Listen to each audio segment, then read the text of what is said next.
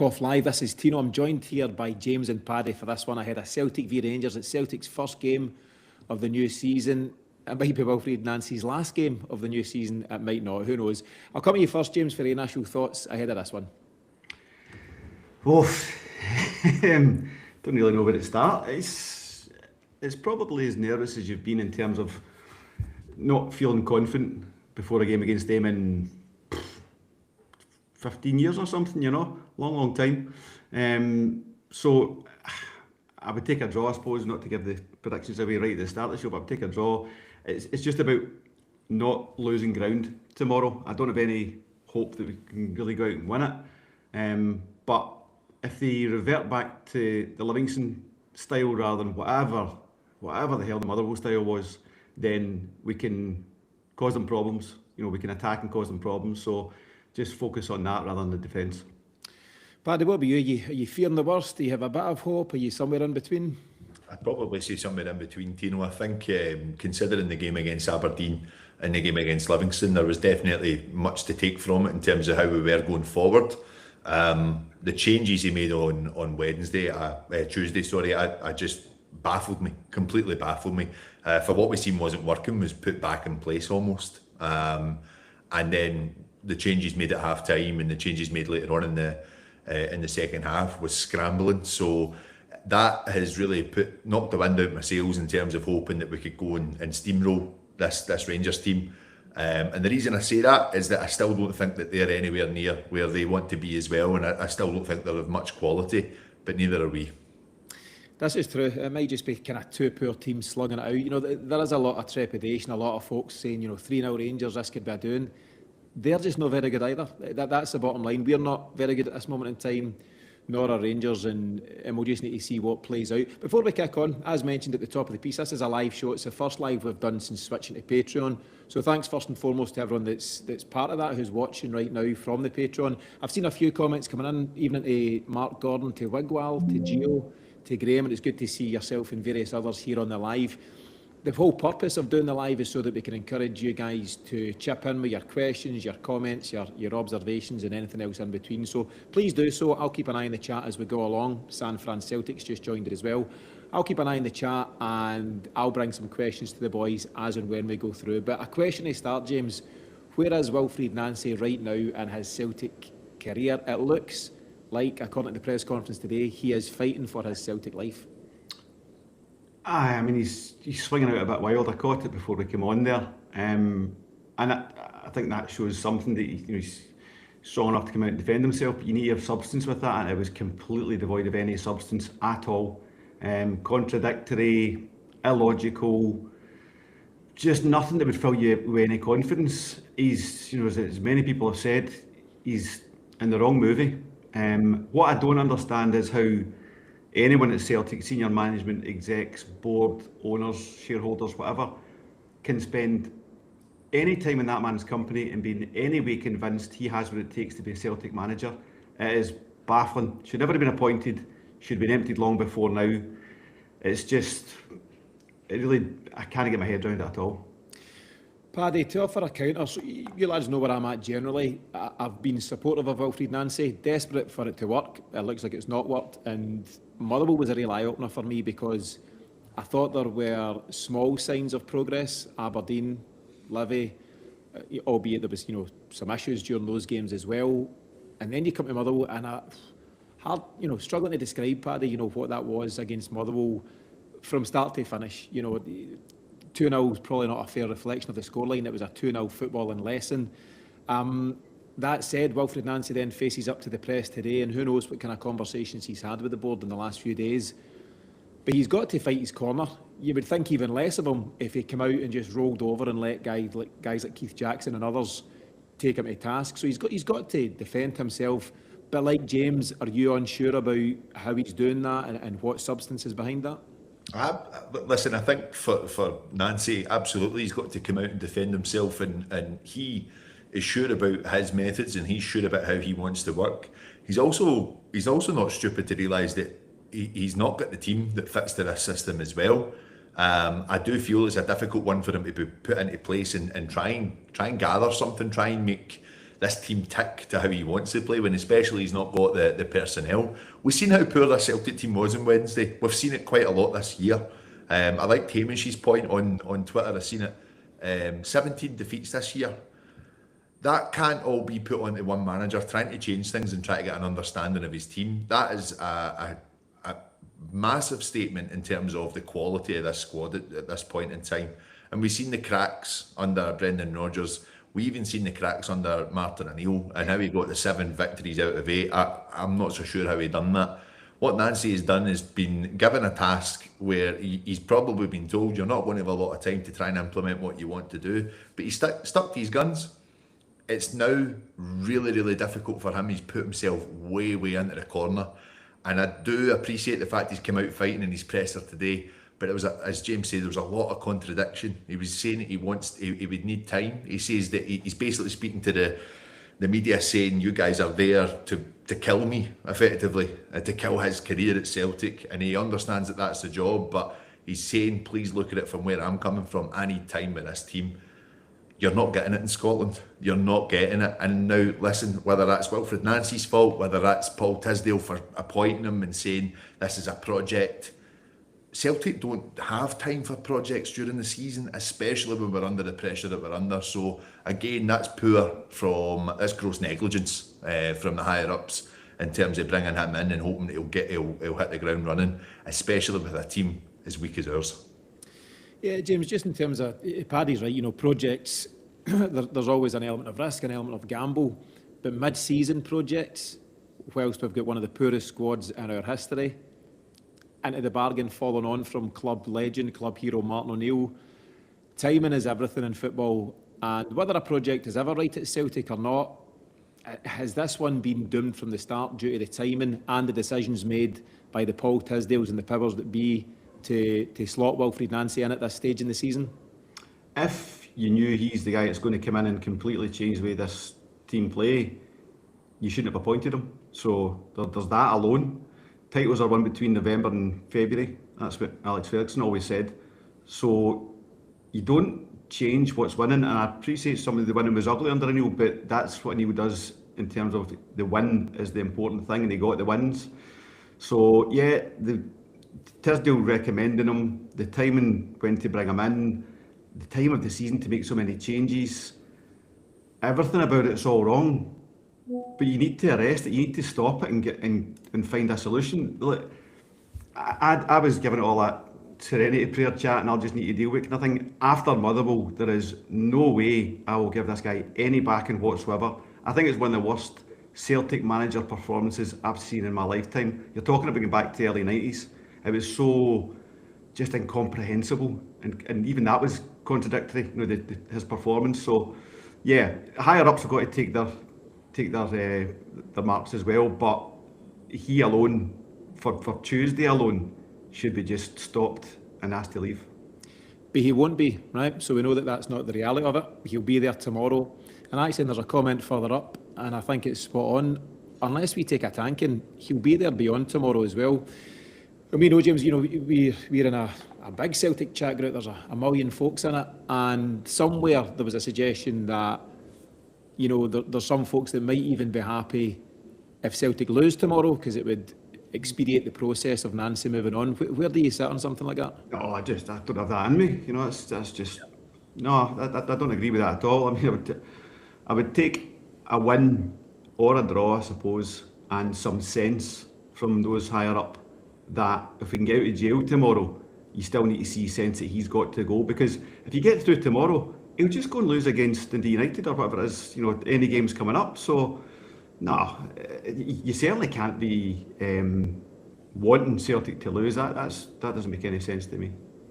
Paddy, are you hearing bits of that from some folks in your world? Like, how do you square that off? It's such a position, because I can fully understand and appreciate that for many folk, Wilfred Nancy is done, and I have to say, I've kind of changed my position on him after the Motherwell game. I was kind of backing him to a point, but Motherwell was so bad that I've started to change my mind. And somebody's like, oh, you weren't saying that a few weeks ago.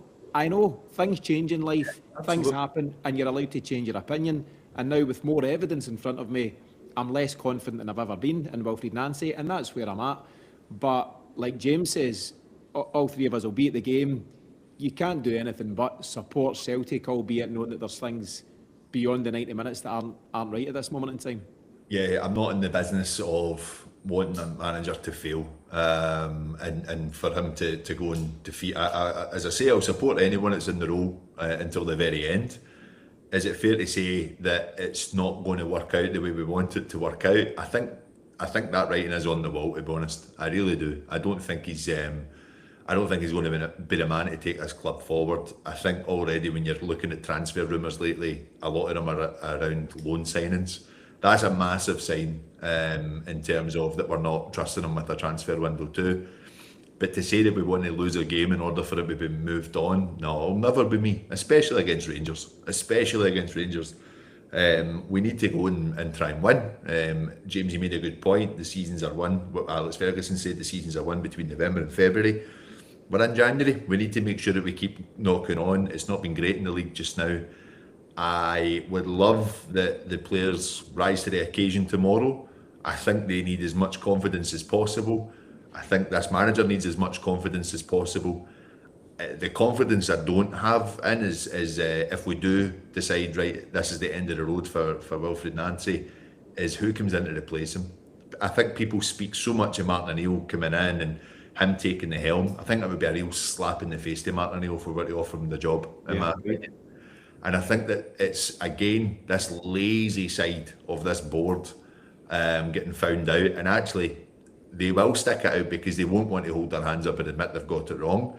But also, I think they also need to taste a bit of their own medicine. And what they've been preaching to the fans over the last few months, if you're going to stick with Nancy and the results continue the way they are continuing, that's a massive sign that you've got it wrong. And I tell you what, Brendan Rodgers will be laughing at what he's seeing right now in terms of what's happening at Celtic. Supporter, yes, but considering the Tisdale experiment, it's not working.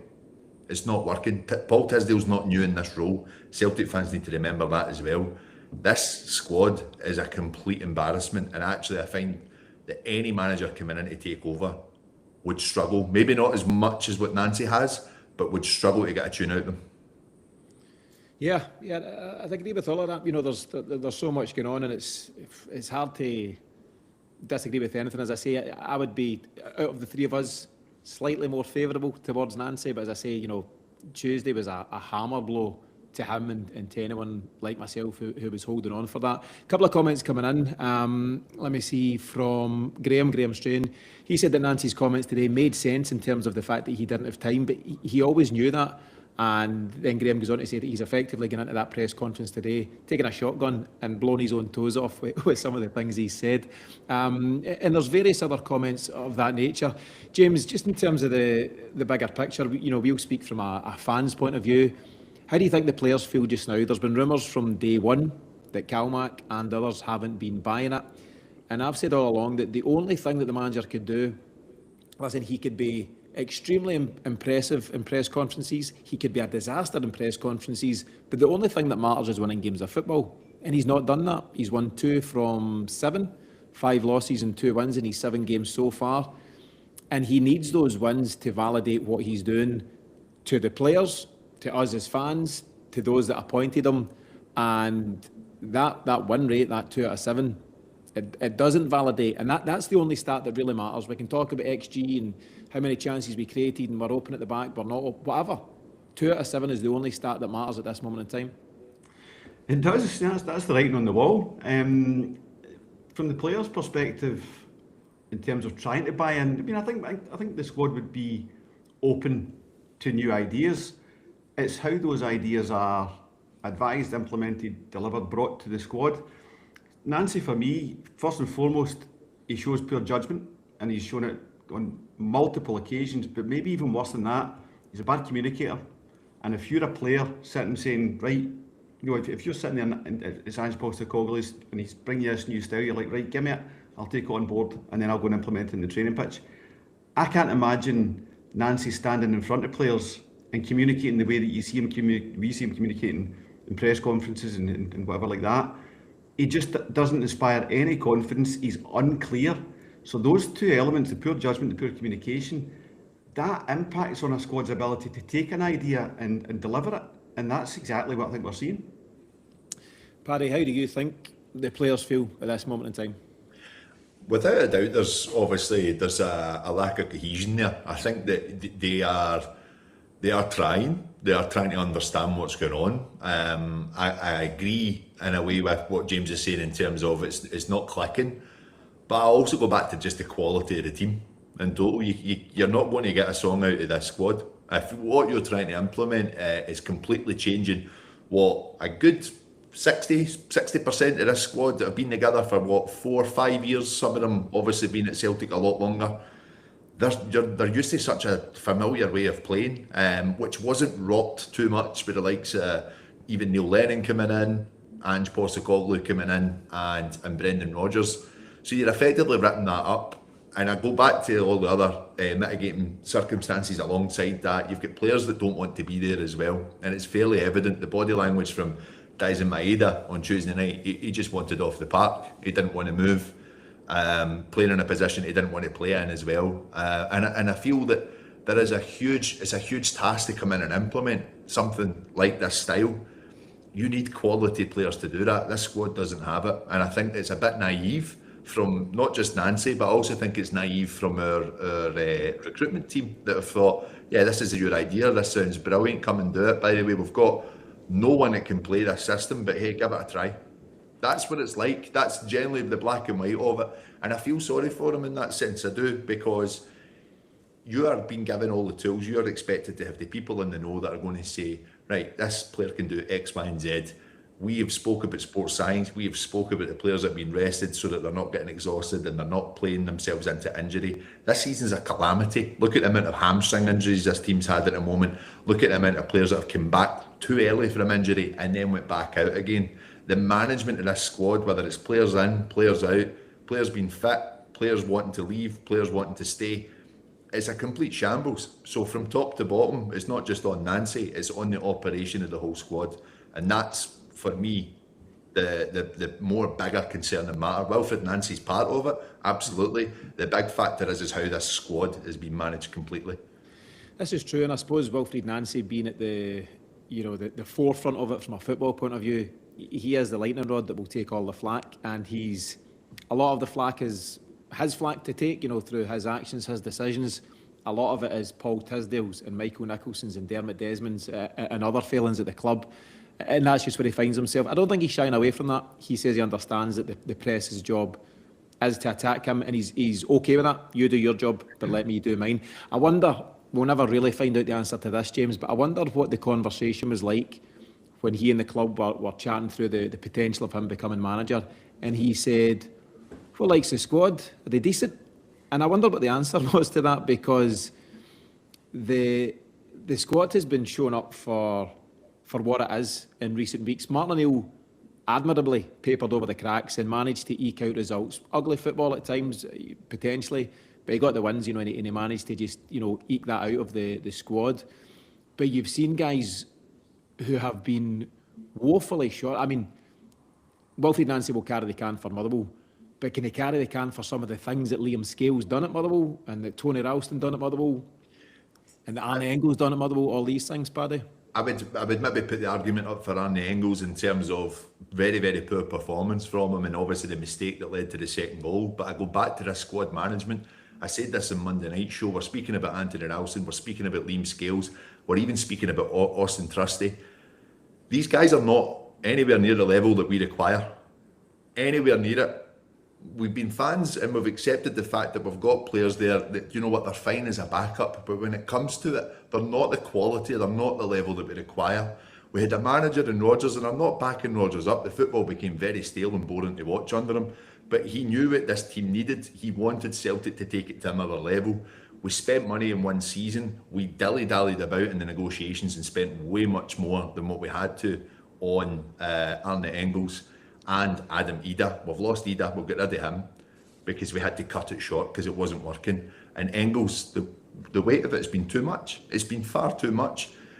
We do not act like a serious football club in modern day football, and this is why we're actually saying, it's been poor performances from Liam Scales. No offence to Liam Scales, he shouldn't be anywhere near the Celtic squad altogether, in my opinion. And it takes us back to James's favourite buzz term, but many people's favourite term, managed decline. You know, we are debating over Liam Scales and Tony Ralston and Johnny Kenny, and Madness. don't take any pleasure in singling those guys out, but maybe they were never ever good enough for Celtic's first team, and now they're starters, you know, under this current regime. James, let me ask about somebody more specifically, and as the captain, and it's Callum McGregor, he has a huge responsibility at this moment in time, and there's a couple of comments. San Fran Celtic says if he doesn't turn up tomorrow, then he can go as well, and I can understand some of the frustration there. And I'll dig out a comment in a second from James Pearson, who's equally unhappy, and he thinks we should maybe be considering some change there. What do you think of Callum McGregor's position in all of this turmoil? I think in this setup, he's easy isolated. You know, we showed Motherwell showed that on Tuesday night. You know, if you cut out the supply to Callum McGregor, you cut out a lot of what Celtic are trying to do. So the system doesn't help him. I think, you know, for all footballers, there comes a point that you're not able to hit the heights that you did certainly consistently for McGregor. I think for the last maybe 18 months, maybe beyond that, he's been able to go to the well for Bayern Munich, for a cup final, for, you know, a derby, whatever kind of thing, but not doing it week in, week out. And then obviously cup finals come along like Aberdeen, like St Mirren, he's not been able to dig out the well. So, you know, Callum McGregor's been great for Celtic, Celtic been great for Callum McGregor. There does come a time when you go, would it be the worst thing to take a clean slate on that, you know, and find a new Callum McGregor, a new leader of the team? But I can't think of any of that whilst that manager's in charge, you know, because I don't want someone like that picking who that's going to be. So I think if Rodgers came in for McGregor and there was a number on it, Celtic would 100% take it. But I also don't think it's necessarily the worst thing for anyone, for Callum McGregor, for Celtic, for the fans. I think it's sometimes just a natural order of things that it's time to move on. But overarching is what Paddy's kind of consistently said for weeks now. If that comes to pass, who finds the new Callum McGregor? Where do you find him? How much do you pay for him? All these things. So it's definitely better the devil you know. I wouldn't want Callum McGregor going anywhere until there's a proper structure in at Celtic that could see us put a new formation, new management, new squad together, and we don't have that. Yeah, and just a couple of comments. So Arturo Rossi, he says, I seriously think that Callum will join Rodgers in Dubai. And Gio says major surgery required, and that should include our next captain. Separate comment from McGee, who says, Tino, your mum taught me at primary school. She was a great teacher. She was and is. I'll pass it on from McGee, and she is also James's mum. So James, your mum was a good teacher. Yeah, so I mean, Callum McGregor, and as I say, he picks up a lot of the flack at this moment in time. The next Callum McGregor, though, those guys do not grow on trees. He's been phenomenal for Celtic. This isn't a dig out in terms of, I think he's been suffering as much as anybody, and maybe he takes more of the burden, takes more of the weight of what's going on. He's the guy that's got to motivate a group of players who don't look motivated and who don't look like they're responding to Wilfried Nancy's demands. And I wonder if this is potentially just the toughest time in Callum McGregor's Celtic career. Paddy, he'll start tomorrow. He'll lead out the team tomorrow, and absolutely rightly so. Let's try and kind of work out as best as we can, and this has been trickier and trickier in recent games, as to what Celtic's 11 will look like. He will go with a 3, I think we know that. In the 7 games so far, he's gone with a 3, and it's kind of varied in terms of what it's looked like in and out of possession. But it starts as 3 at the back. Does a new guy come in? So Araujo, Potato, he arrives with good pedigree. The guy was a Barcelona player. You don't end up at the Nou Camp if you're not a talented footballer, but he's not played a lot of football in recent times. He struggled to really get going at Bournemouth, and he finds himself here now. He cannot be match fit, so that's a question, but he is right back into the squad. That's the chat. Jemai Simpson-Pusey, what a nonsense that was. He's off. He will go back to City, or I think he might go on another loan. So Araujo will be around. Does he start for you, Paddy? Do you need to start him? I would like to think that he would start, but I've just got a feeling with him not having any match sharpness that he won't. But the thing that's maybe making me think that he might is that they've raced to get this done. They've raced to get this done pretty quickly this week and get him in time. So I would hope that they give him maybe the hour tomorrow. By the way, I think one of the boys, I might be wrong in this, I think one of the boys seen that Pusey was training today. For Celtic. Oh, really? Yeah. I thought he was gone. I don't think it's confirmed yet that he's went back. So just on that, I might be wrong there, but I think the video from Lennoxtown was he was on the field. He'll probably start. He should. 100% he should. Start with him and Arroyo on the wing. Aru on the wing, I just don't see happening. James, just into the match practice and not Going to hammies as well. Yeah, and we don't need that. No, I would say he would maybe get the first hour. If not, I could see him coming on for the last half an hour. But you don't know what you're bringing the guy into if you do that as well. We don't know what the game could be like, and I just don't think it's where Ralston can play. I think you've got a situation where, this is going to sound really harsh, but anybody but Tony Ralston would be an improvement just now, because he's a guy who's just at the bottom of his confidence. Tony Ralston on top form can do a decent job for Celtic. Not much better than decent, but he does a decent job, and he's all heart, and I admire him for that. But he's way out of sorts at this moment in time, and he's not alone in that. And I think for his sake, as much as the bigger picture, you need to take him out the firing line. And actually, it's one of my biggest criticisms of Nancy. He can't continue to watch Tony Ralston roll in those performances and keep playing him when you do have alternatives, whether it's Simpson Puget, whether it's Dane Murray, whether it's now Araujo, because they can't be much worse. That sounds really harsh, right? But that's where I'm at. They can't be much worse, so why not throw them in and give them a chance? People have spoke as well about Alistair Johnson. He made his debut in this fixture against Rangers at Ibrox, I think. Somebody says Juranovic was maybe similar. One of his first games was against Rangers. I don't think it would be alien to throw him into the mix, but let me ask you a separate question, James. Given the problems that are screaming out at us up front, would it not have been far better to line up a striker to land on the 1st or 2nd of January than a right back who is welcome, but surely the bigger issue is up top? Yeah, the goals will save you while you're working everything else out. That was the absolute priority. Everyone knew that, and they haven't done their job on that. But it was a loan signing or whatever. They should have been in the building this morning at the very latest. So as much as we are exposed at the right of centre half, the priorities had to be the striker. I would say for Ralston and for Arroyo or whoever ends up in the kind of left or right of the centre half positions, this system will expose you. There's a huge triangle where you've got no cover, and your cover's Yang, who has been doing well in the system, but not defensively because he's not a defender. So the only defence I could put up to Tony Ralston is that huge triangle down in the bottom right-hand corner where he's got no one helping him out. And that'll be the same for Arroyo or Simpson Puget or whoever it is. This system exposes those full-back positions. But yeah, totally agree your point. The striker's a priority. And we showed, or Nancy showed us on Tuesday, that that was the most infuriating bit, like pushing Dyson into the centre in this system, taking him off that left wing where things have been working, that just takes so much out of the left-hand side, and then obviously putting KT out of defence and up there, that was maddening as well. So we've got to go with a natural striker, keep Dyson on the left, but who's it going to be? I mean, Yamada hasn't shown us anything. I would honestly have to go with Kenny.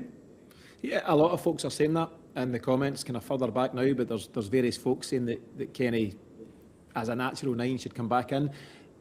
Did Maeda not start on the left with a false 9 of Negrin? I'm still to this day not sure what the setup was on Tuesday night. You Negrin floating about in there as well. Hatate as well, James. I couldn't get my head around it to begin with for the first 15-20, and then wasn't working. Maeda was pushed into the middle, and it's just a ball that went through, and he's normally chasing everything down. He just looked as if he couldn't be bothered, and I wasn't surprised to see him get hooked at half time.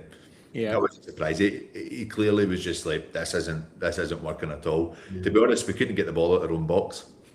No, you were resorting to shelling it, which you just never see at Celtic. No, we're in a world where it is the squarest of pegs and the roundest of holes at this moment in time. So at the back, whether Araujo starts on the right side of it or Tony Ralston, Colby Donovan, I forgot. I mean, Donovan cannot do any worse. I think Donovan's got much higher ceiling than Tony Ralston. Not sure why he's not been given that nod. He's got defensive qualities and he can get forward. He's got a good delivery. He's got a bit of pace. But whoever's on that right-hand side, Trusty will be inside him. Trusty will be our sole centre half.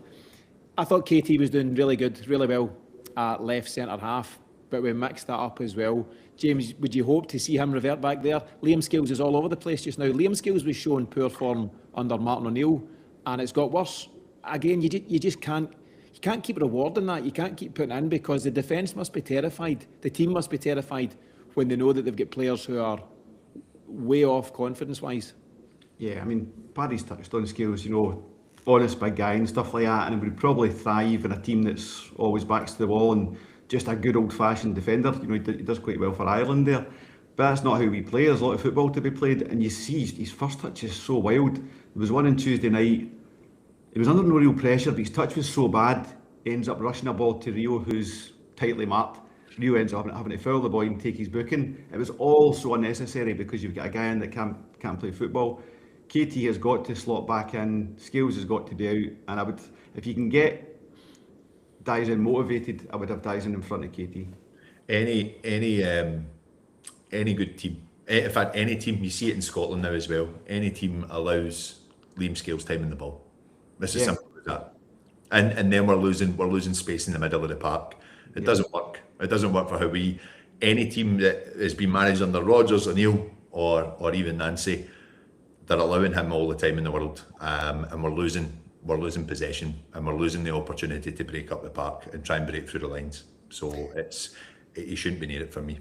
Yeah, and if you're looking for someone to come out with the ball from defence, Kieran Tierney would be a far more favourable option, surely, for most. So if it were to be Tierney, Trusty, and either Donovan or Araujo, I think that might be the best we could go with if we're going with this three, which I think you will. We've missed out the goalie. It's a very valid question. Sinisalo was in, and then he was back out, and Kasper Schmeichel's his distribution has been a massive part of his problem, and that's what causes the second goal. And Paddy, you and I spoke about it. He's caused the second goal, but is then looking for somebody to blame rather than just taking responsibility. Let's not dwell on it just now, but I think we would roundly be in agreement if Sinisalo came back in. We would be okay with that. I don't know. And I think Casper was actually at fault for both goals on Tuesday night. I think he should have commanded his box for the first as well. 100%. But we got a cameo from Sinisalo against Livy, and it was a great opportunity for him. And I don't think he covered himself in glory. I thought he was quite spotty in terms of commanding his area. Coming out, one in particular, you were going mental at Martin Tino in terms of like coming out and punching when he should have been catching, things like that. So I don't know. I probably would just stick with Kasper, but I think that has got to stop sooner than later, but maybe not tomorrow. Yeah, it's another concern. My argument about Schmeichel was dropping him as such a huge figure in the dressing room would bring even more heat on Nancy, but what's the saying? You're as well to be hung for a sheep as a lamb. The heat is on. You might as well make the calls that you think are the right calls. So who knows? I think maybe Sinisalo would be the call at this moment in time. Into the midfield, it's going to be this box four, this two deeper midfielders, two more advanced midfielders. Does it have to be McGregor, Engels, Hatate, Negrin, Paddy? No, it doesn't. It doesn't, but I don't know who it is. Do you know, I was really, really disappointed with Rio Hatate. He couldn't get near anything. And actually I felt the same about Luke McCowan. Luke McCowan looked really scared on the ball when he came on Tuesday night. And I don't know who you put in there. Paulo Bernardo, I mean... Walking football? I don't know what to say. How much time do you want? And I can't recall him passing the ball forward. The amount of times he was getting it and just knocking it back to Trusty to start again, and not even advancing up the park. I don't know. That's a big, big area for us tomorrow, because that's where Rangers get a lot of their joy, in my opinion. They speak about their wingers being a bit better, but if they can shoot up their midfield and protect what is a weak back line, they could run the game. And this is how poor we've came, because they're relying a lot on not Nico Raskin as they were last season, and Raskin for me, I don't think he's of the quality that some people make out to be. But Connor Barron's having huge success in this system for them just now, and it's his balls in behind, and I just don't see anyone in our midfield being able to take the game to him, and that's a concern for me, because I just don't think he's of a great level as well. If we're talking about the levels we've dropped to, if Connor Barron is the reason for our fears, then we have plummeted. Exactly. Right, Paddy? That's where we find ourselves at this moment in time.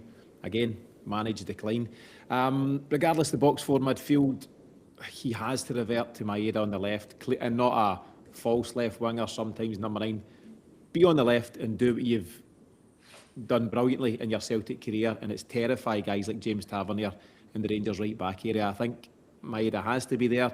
And I think Yang has to be that guy on the right-hand side. You could debate whether a James Forrest comes in. But again, with all respect to James, is that the debate? Are we starting James Forrest in 2026? And then you're left with a straight call of a Johnny Kenny or a Shin Yamada. And again, it's just Sophie's choice, isn't it? You know, there's no great option there, but I think we need to go with a striker up top. Maybe Nancy tried to be too clever with the false 9. And we pitched it, you know, we spoke about, should he start on again? He's the club's top scorer on 10. Could you even put James Forrest up there? But sometimes I suppose that square pegs round holes thing comes back to bite you dramatically. And maybe you need to go with a striker, albeit an out-of-sort striker. James, what about Rangers then? So, you know, we're probably nowhere near Celtic's 11, right? So you can disregard the last 15 minutes. But in terms of Rangers, they're not playing particularly well. They're, you know, kind of eking out results, but they are getting results. And I think they're now 4 wins from their last 5 league-wise, and Hearts was the only one that they didn't win. They're beating the likes of Motherwell that we couldn't. They're beating St Mirren that we couldn't, and so on. Did they turn up here smelling blood? Do you know what? I really liked hearing what Roll had to say today. I thought it was naive in the extreme, in terms of like Celtic are nervous and almost like I can't wait to get them. That is just crazy talk. Let's just say they've had some fortunate decisions go their way the last 4 or 5 weeks, which is what new Rangers managers get. And without those decisions, you'd be talking about defeats and draws, not losses. So that's masked a lot of their inadequacies. So as bad as we are, they are a bad team. It's not Rangers that will beat Celtic tomorrow, it would be Celtic if it was to turn out that way. So it should, you know, Roll's comment should provide a bit of motivation, but is Nancy cute enough to harness that, to deliver that to the players and say these guys are laughing at you, you know, are you going to take that, you're going to go out and deliver a result? It doesn't strike me with any confidence that he can do that, but McGregor should be doing that. That kind of, I quite liked seeing that from a Rangers manager today, because no Rangers manager with any nous would come out with stuff like that. Paddy, in an old school style, should we pin Danny Roll's video to the dressing room window and let the boys see that? I wouldn't waste the mark on the wall, Tino, to be honest. No, I think we make sure that we were ready for it. And I think, listen, we speak about these big games, and this was always a huge game against our rivals. It can't just be tomorrow. It can't just be that we raise the game for tomorrow, the players show up for tomorrow. If you go and get a result here tomorrow, it gives a bit of confidence, it gives a bit of breathing space to this team, but it can't just be this. I think what we're seeing is so many in and out performances. Wilfred Nancy goes on about the season going up and down. Celtic are a constant trajectory every single season. That's the way we should be looking to play. We can't have players drop off, and I think that's been a big issue in what we've seen this season as well, is that there's too many players that are just not happy to be here at this moment in time. They want their move. There's players that don't want their move, but they're not comfortable with this system.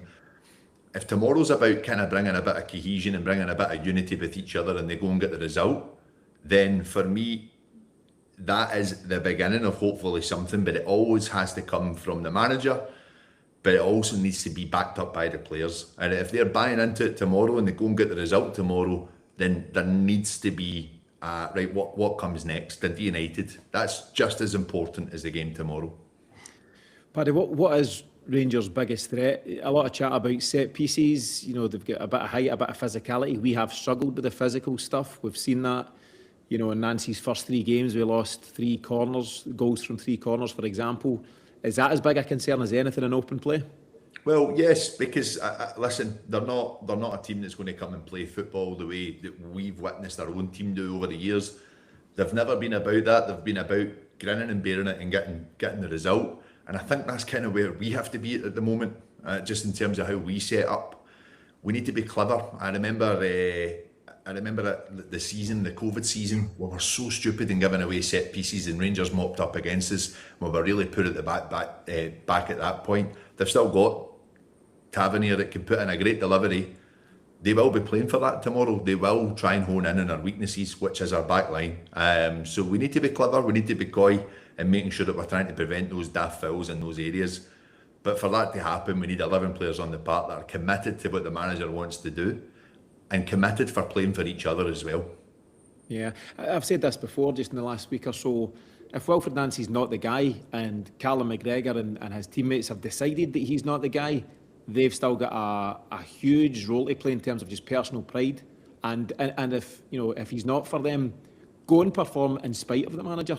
Go and perform for yourself, for your teammates, for the fans, for your family, for whoever motivates you to go and play football and to pull on a Celtic shirt, because this has got to go beyond Wilfred Nancy almost. There's going to be a full house here tomorrow, 60-odd thousand, 60-odd thousand plus Celtic fans across the globe, whose new year is relying on this, whose new year is heavily focused on this fixture. James, you hinted at the start of the show that you would take a draw just now, and I'm sure you would stick with that based on what we've chatted through. But what do you think, hand on heart, the scoreline is going to be? I think it could be a high-scoring draw. If you make their defenders face their own goal, they go to absolute pieces.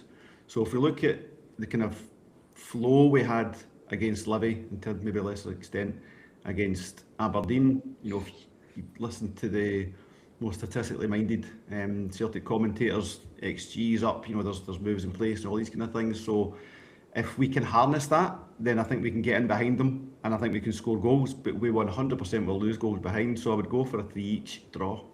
A 3-each thriller? Yeah, We've seen that a nerve before. shredder. Paddy, what about you? I'm always optimistic with these games. I always obviously would love to see us go and get the result. I think it will be very, very nervy tomorrow. I really do, and I think that we as fans we're unhappy with what we're watching, and rightly so. It's not been good. It's been a tough few weeks.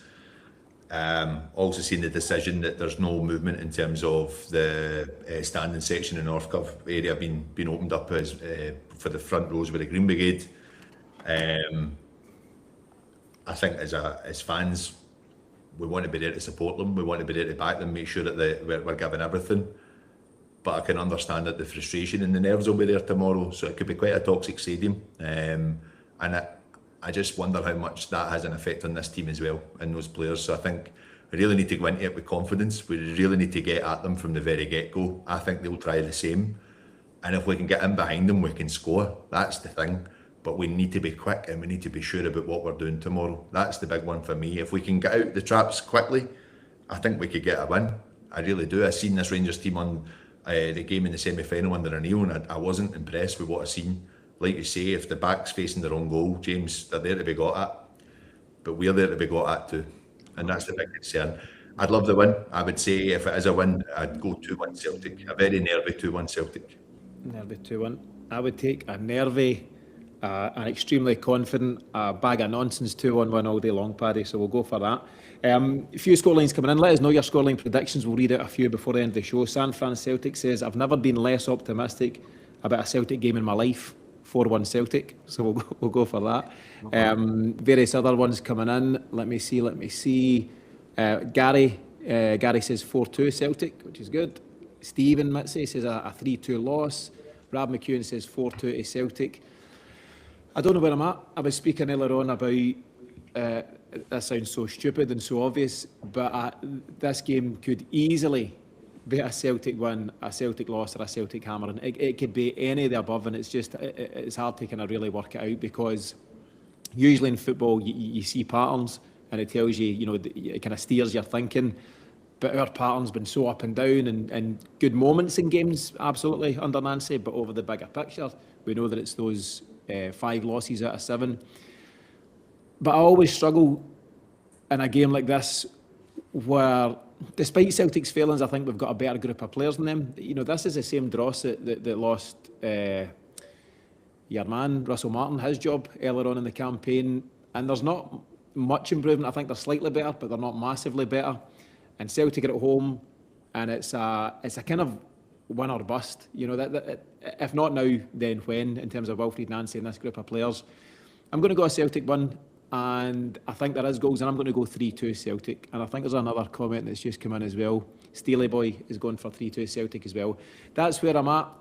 Maybe a lot of it's heart ruling the head, who knows, but that's what I'm going for at this moment in time. Lads, we're just approaching the 45-minute mark. We're going to wrap things up shortly, but James, I'll come to you for your final thoughts ahead of this one.